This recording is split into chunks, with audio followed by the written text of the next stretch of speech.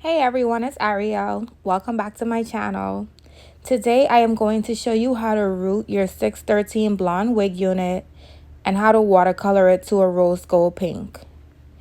This wig that I am working with today is from Glam Luxe Hair Extensions, and if you are interested in purchasing, I will leave the link to the website in the description box below. The color that I am using to root is dark warm brown from Tintation, and you can get this from your local beauty supply store. I like a brown root when I am like coloring any light or pastel colors because I feel like it doesn't look as harsh.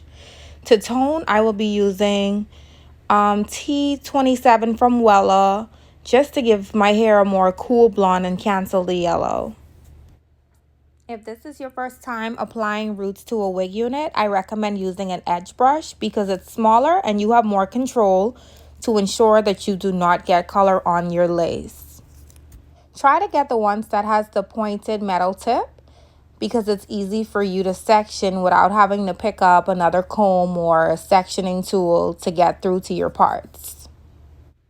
Another applicator that you can use that I will be using is a color brush with a comb on one side and a pointed tail for sectioning.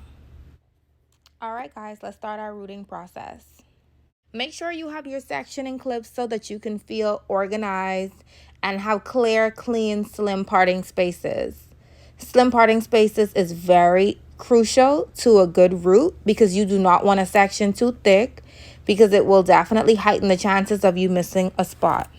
Notice how I'm holding my brush at an angle, guys, and being very, very careful not to get it on the lace.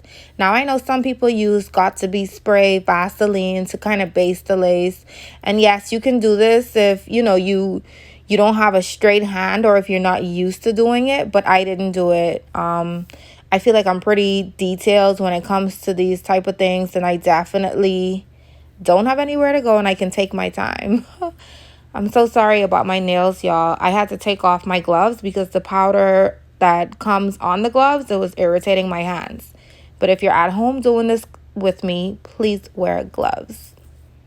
You want to make sure go under and over with the root to ensure that you distribute it evenly throughout the strands of the hair. And also, when I begin to root, when I dip my brush into the color bowl, I always make sure I wipe it off with the towel because I don't want a wet, drippy application. I make sure my brush has the color on it, but it's very dry. Well, not dry, but it's not like dripping wet. Also, I don't like a lot of root. I like my roots kind of short, just a little bit, because I just want a nice contrast when I add my color. Because I feel like, especially with shorter hair, if you add the roots too long or out too much, it's not going to be a lot of the other color for you to have a really nice contrast or blend.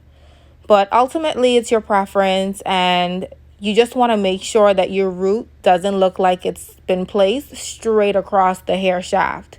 You want to make sure when you paint at an angle and you add longer strands in certain areas so that you can have a nice smooth transition. Okay guys, we're going to repeat the same steps I just showed you all throughout the wig unit.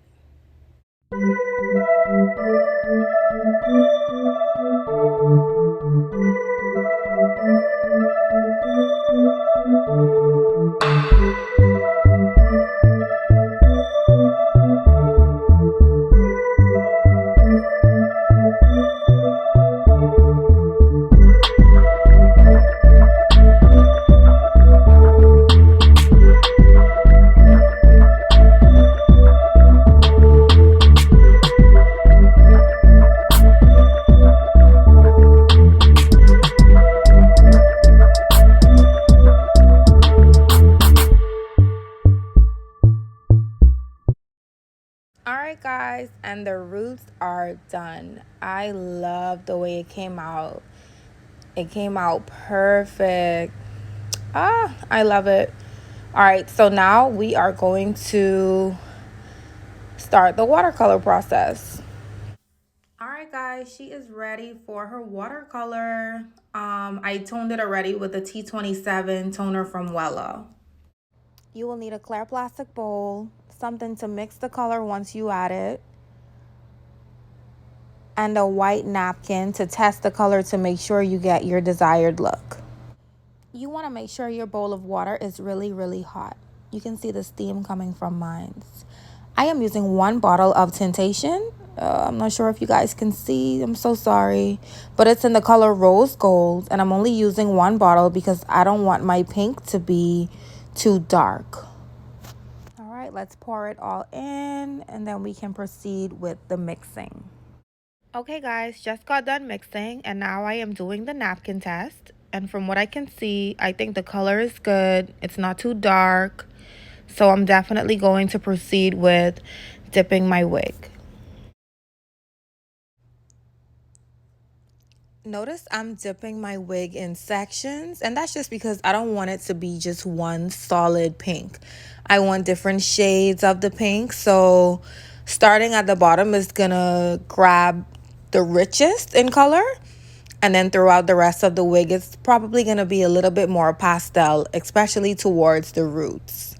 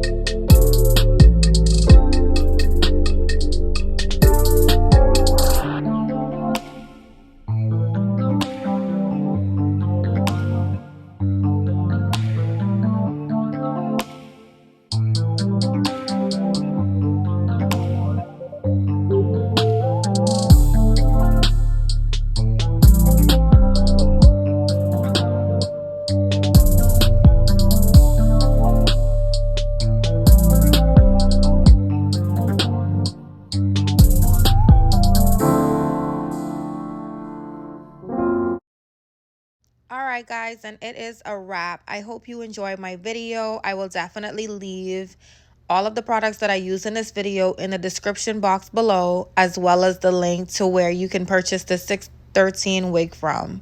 Thank you guys so much for tuning in. Don't forget to subscribe to my channel, and I'll see you guys for the next video.